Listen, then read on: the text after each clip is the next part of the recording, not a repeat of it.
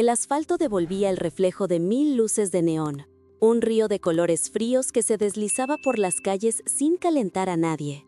Caminaba entre la multitud, un cuerpo más en el torrente anónimo de la gran ciudad, sintiendo el peso de un cielo que había olvidado el color de las estrellas. Cada rostro que pasaba era una isla, iluminada por la pálida luz de una pantalla, con los ojos fijos en un mundo que cabía en la palma de la mano, pero que los dejaba vacíos. La conexión era constante, pero nadie parecía estar realmente conectado. Mi vida se había convertido en una rutina silenciosa, un eco de días idénticos marcados por el zumbido de los servidores y el brillo artificial del monitor. En el trabajo, construía futuros digitales para gente que no conocería jamás. En casa, el silencio era tan denso que podía oír el latido de mi propio corazón, un tambor solitario en una catedral de hormigón y cristal. A veces cogía el móvil para llamar a mi hermana, pero mis dedos se detenían sobre su nombre. ¿Qué podría decirle? ¿Que la ciudad me estaba devorando? ¿Que me sentía como un fantasma en mi propia existencia? Eran las mismas quejas de siempre, el mismo lamento sordo que ya no tenía fuerza ni para salir de mi garganta. Esa noche algo era diferente, una vibración extraña en el aire, una intermitencia en el pulso eléctrico de la ciudad. Las farolas de la avenida parpadearon al unísono, una breve pausa en su vigilia eterna que duró apenas un segundo. La gente levantó la vista de sus pantallas, extrañada, pero enseguida volvió a sumergirse en su luz privada. En un titular fugaz de una pantalla gigante, leí algo sobre una actividad solar sin precedentes, una advertencia perdida entre anuncios de bebidas y coches de lujo. Lo ignoré, como todos, un fallo más en un sistema demasiado grande para caer. Al llegar a mi piso, la sensación de desasosiego se aferró a mí. Las paredes parecían más frías, las sombras más largas. Me quedé de pie junto a la ventana, observando el tapiz de luces que se extendía hasta el horizonte, un organismo eléctrico que respiraba con una calma tensa. Fue entonces cuando ocurrió de nuevo. Un parpadeo, esta vez más largo, más profundo. El televisor se apagó con un chasquido seco y un zumbido grave comenzó a escalar desde los cimientos del edificio, un sonido gutural que lo invadía todo. Miré hacia afuera, con el corazón encogido, justo a tiempo para ver cómo el mundo se apagaba. La ciudad entera, en un instante, se hundió en una oscuridad absoluta, un silencio repentino y aterrador que fue roto a lo lejos por el primer grito. El grito se extinguió, pero el silencio que dejó atrás era más denso, más pesado que cualquier sonido. Me quedé inmóvil, con la mano aún en la ventana, sintiendo el frío del cristal contra la piel. Afuera no había nada. El universo de luces que había definido mi existencia se había evaporado, dejando un vacío que se sentía como el fin de todo. Mi primer instinto, un reflejo condicionado por años de dependencia, fue buscar el móvil. La pantalla permaneció muerta, un rectángulo de cristal inerte. Estaba solo, más solo que nunca. El pánico empezó a subirme por la garganta, un nudo helado. Fue entonces cuando lo oí. No era un grito, sino un sollozo ahogado que venía del otro lado del pasillo. Un niño. Luego, la voz suave de una mujer intentando calmarlo. El sonido de su puerta abriéndose con un chirrido lento y cauteloso rompió el hechizo de mi parálisis. No sé qué me impulsó. Quizá fue la fragilidad de aquella voz, o el hecho de que por primera vez en años, un sonido real y humano atravesaba las paredes de mi soledad.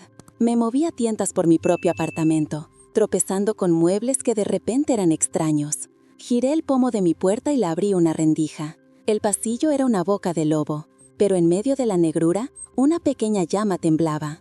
Era la señora Anson, del 7B, una mujer a la que solo saludaba con un gesto de cabeza en el ascensor. Sostenía una vela, y su rostro, surcado de arrugas, estaba iluminado por un resplandor cálido y frágil. Sus ojos encontraron los míos en la oscuridad, y en ellos no vi solo miedo, sino también una determinación tranquila. Me miró y sin decir palabra levantó un poco la vela, como ofreciéndome su luz. En ese instante todo cambió.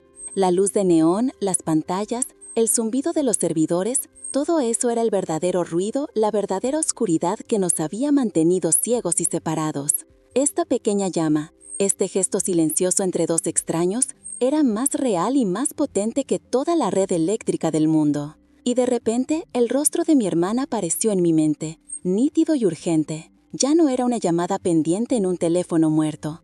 Era un destino, un faro.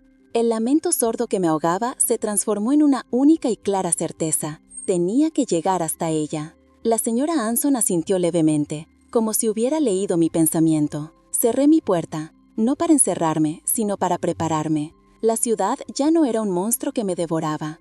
Era un camino oscuro que debía cruzar. Y por primera vez en mucho tiempo, sabía exactamente hacia dónde tenía que caminar. Mi apartamento ya no era una jaula, sino un campamento base. Me moví en la penumbra con una claridad que no había sentido en años, guiada por la memoria de los objetos y por un propósito que era como una brújula interna. Vacié una vieja mochila de montaña que acumulaba polvo en un armario. Lo primero, el agua. Llené cada botella que encontré. Luego, la comida. Latas de atún, legumbres, galletas energéticas olvidadas en el fondo de la despensa. Encontré un pequeño botiquín, una linterna de manivela que giré hasta que mis músculos ardieron y un mapa de papel de la ciudad, arrugado y obsoleto, pero ahora más valioso que cualquier dispositivo electrónico. Cada objeto que guardaba en la mochila era una decisión, un paso consciente hacia mi hermana. Ya no era un fantasma a la deriva, era un peregrino. Al salir al pasillo, el aire era diferente. Ya no había un silencio tenso, sino un murmullo de colaboración. Las puertas estaban abiertas. La luz de varias velas y linternas creaba un mosaico de resplandores cálidos en la oscuridad. La gente compartía información, pilas, comida. El señor del ático, un ejecutivo que siempre evitaba mi mirada, estaba ayudando a la señora Anson a bajar un pesado bidón de agua por las escaleras. Me vio, cargado con mi mochila, y por primera vez sus ojos no me atravesaron. Asintió, un gesto de respeto, de comprensión. En ese pasillo oscuro, éramos vecinos, éramos una comunidad. Bajar los 17 pisos fue un descenso a un mundo nuevo. La calle era un lienzo negro salpicado de pequeños fuegos y luces temblorosas. La gente se agrupaba, sus voces bajas y urgentes. El caos no era de pánico violento, sino de una profunda y compartida desorientación. Y sobre nosotros, por primera vez en mi vida, el cielo. Sin la contaminación lumínica de la ciudad, la Vía Láctea se derramaba de horizonte a horizonte, un río de diamantes fríos que nos observaba en silencio. Era la luz más sobrecogedora que había visto jamás, un recordatorio de lo pequeños que éramos y de la inmensidad que habíamos ignorado. Comencé a caminar. Mis pies encontraron un ritmo constante sobre el asfalto silencioso. Cada calle era un territorio desconocido, cada esquina una decisión. Usaba el mapa y las estrellas como guías, sintiéndome como una antigua navegante. En una plaza, un grupo de personas se había reunido alrededor de una guitarra. Alguien tocaba una melodía suave y melancólica, y las voces se unían en un coro improvisado.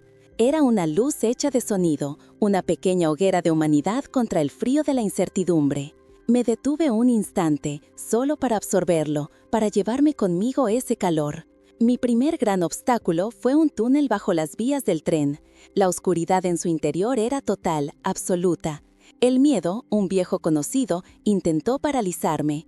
Recordé la llama de la señora Anson, la melodía de la guitarra, el rostro de mi hermana. No estaba solo. Giré la manivela de la linterna y un haz de luz débil pero decidido cortó la negrura. Entré. El eco de mis pasos era el único sonido. A mitad de camino, la luz de mi linterna iluminó a una figura acurrucada contra la pared. Era un joven, no mucho mayor que yo, con la rodilla ensangrentada.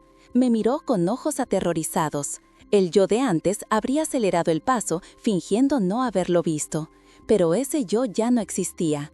Me arrodillé a su lado, saqué mi botiquín y con manos torpes y firmes limpié y vendé su herida. Compartí con él un poco de agua y una de mis barritas energéticas. No hablamos mucho, no hacía falta. Cuando me levanté para seguir mi camino, él susurró un gracias que valía más que cualquier conversación. Había dejado atrás un poco de mi luz y al hacerlo sentía que la mía brillaba con más fuerza. Tras horas de marcha, llegué a la orilla del río que dividía la ciudad. El puente, mi única ruta directa, se alzaba como un esqueleto de acero contra el cielo estrellado. Pero algo no estaba bien. Un silencio antinatural emanaba de la otra orilla, y a mitad del puente, varias siluetas oscuras bloqueaban el paso. No eran gente ayudándose, se movían con una intención depredadora, deteniendo a quien intentaba cruzar. El camino fácil se había cerrado. Miré las aguas negras y heladas del río y luego a la amenazante silueta del puente. Mi hermana estaba al otro lado, y entre ella y yo había una nueva clase de oscuridad, una que no podía ser vencida con una simple linterna. Me aparté del puente, de aquella silueta de codicia y miedo. Retroceder no fue una derrota, sino una elección. El río, un espejo negro del cielo estrellado, se convirtió en mi nuevo camino. Caminé por su orilla, entre los esqueletos de los muelles y el susurro de los juncos, y no tardé en darme cuenta de que no estaba solo.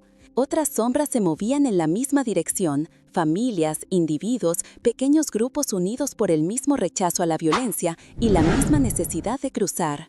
Nos encontramos sin palabras, reconociéndonos en la oscuridad como viejos compañeros de viaje.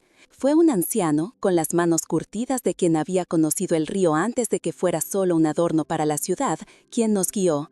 Habló de un viejo puente de servicio, una estructura olvidada y oxidada que las autoridades habían cerrado décadas atrás. Nuestra única esperanza. Lo encontramos oculto tras un muro de hiedra, una cicatriz de hierro sobre el agua. El paso era precario, pero nos organizamos, unimos cinturones y bufandas para hacer una cuerda de seguridad. Compartimos la luz de nuestras linternas para iluminar los huecos peligrosos. Cada paso era un esfuerzo colectivo, una coreografía de ayuda mutua. Sentí la mano de un extraño en mi espalda, estabilizándome, y yo mismo sujeté el brazo de una madre cuyo hijo iba firmemente atado a su pecho. Cuando mis pies tocaron la otra orilla, no sentí solo alivio, sino una extraña euforia. No había cruzado un río. Había cruzado un umbral junto a mi nueva y anónima familia. El resto del camino fue diferente. La ciudad al otro lado del río era la misma, pero mis ojos ya no eran los de antes. Veía la vida que florecía en las grietas del colapso. En un parque, una comunidad había organizado una cocina alrededor de una hoguera, y el olor del guiso se mezclaba con el sonido de las risas. En una azotea, alguien había montado un telescopio, y una pequeña multitud se turnaba para asomarse a las maravillas que siempre habían estado sobre sus cabezas. Ya no caminaba con miedo, sino con una profunda admiración por la resiliencia del espíritu humano. Cada acto de bondad era una farola en mi camino, cada canción compartida un mapa. Mi ritmo se aceleró, impulsado no por la ansiedad, sino por una certeza gozosa. Estaba llegando a casa. La calle de mi hermana estaba silenciosa, pero no vacía. En el centro de la pequeña plaza que había al final brillaba una luz más grande y estable que una simple vela. Al acercarme, vi que habían construido un refugio improvisado, y en su centro, mi hermana. No estaba acurrucada ni asustada, estaba de pie, explicando con calma a un grupo de vecinos cómo purificar el agua de un viejo pozo que habían descubierto. Su rostro, iluminado por el fuego, tenía una serenidad y una fuerza que nunca le había visto. Levantó la vista y nuestros ojos se encontraron a través de las llamas danzantes. No hubo gritos ni carreras, solo una sonrisa que lo abarcó todo, un reconocimiento que borraba años de distancia y llamadas no realizadas. Caminé hacia ella y el pequeño círculo de gente se abrió para dejarme pasar. Nos abrazamos y en ese silencio sentí el latido de su corazón, un tambor que por fin sonaba al unísono con el mío. No necesité decirle que la había echado de menos, no necesitó preguntarme por qué había tardado tanto. Ambos lo sabíamos. Había tenido que perderme en la oscuridad más profunda para encontrar el camino de vuelta a ella. Los meses que siguieron no fueron fáciles, pero fueron reales. Reconstruimos, no los rascacielos ni las redes eléctricas, sino algo mucho más fundamental. Reconstruimos los barrios, las comunidades, las conexiones. En la azotea de su edificio, donde antes solo había antenas inútiles, ahora crecía un huerto. Mis manos, que solo habían conocido el tacto frío de un teclado, aprendieron el lenguaje de la tierra, de la semilla, de la paciencia. A veces, por la noche, nos sentábamos junto al fuego con nuestros vecinos, compartiendo historias bajo la inmensidad de la Vía Láctea. Ya no mirábamos pantallas buscando un reflejo de vida, nos mirábamos a los ojos y encontrábamos la vida misma. Comprendí entonces la gran paradoja. El mundo no se había acabado con aquel apagón. Aquel solo había sido el final de una larga y solitaria noche artificial. La verdadera luz nunca estuvo en los cables ni en los circuitos, siempre había estado ahí, latente, esperando en el interior de cada uno de nosotros. Era la luz del coraje de un desconocido que te ofrece su mano en un puente roto, la luz de la compasión en la voz de una anciana con una vela, la luz del amor que te guía a través de una ciudad en tinieblas para encontrar a tu hermana. El mundo tuvo que sumergirse en la oscuridad para que por fin aprendiéramos a ver. Y nuestra luz, una vez encendida, era algo que ninguna tormenta solar podría volver a apagar jamás.